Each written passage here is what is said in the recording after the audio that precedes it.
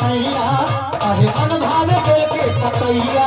सदा सुनाई भोला सैया अहे मन भावे बेल के पतैया सदा सुनाई भोला सैया अहे मन भावे बेल के पतैया सुना सुना ये भोला सैया अहे मन भावे बेल के पतैया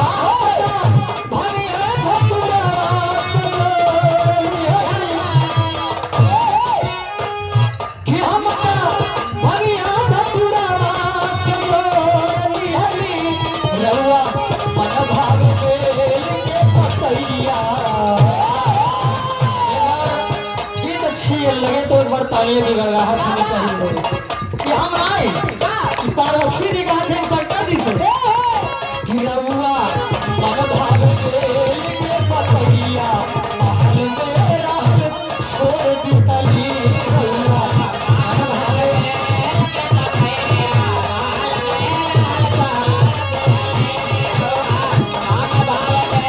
के पतैया महल में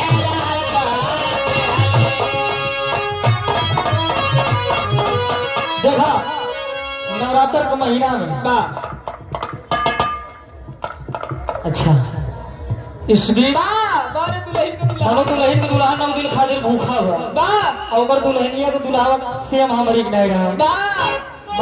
पातर थे तो है तो नहीं रहा ना हम नहीं रहे लेकिन हमारी नहीं रहा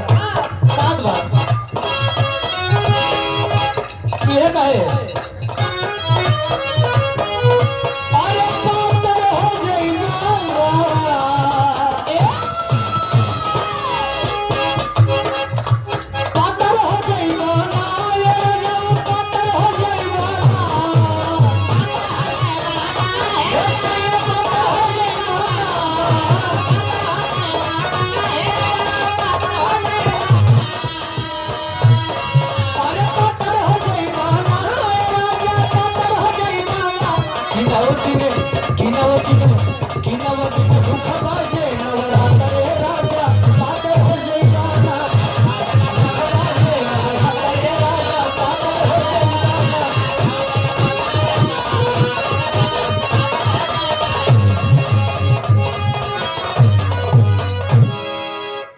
आइए गीत और प्रस्तुत है उसके बाद में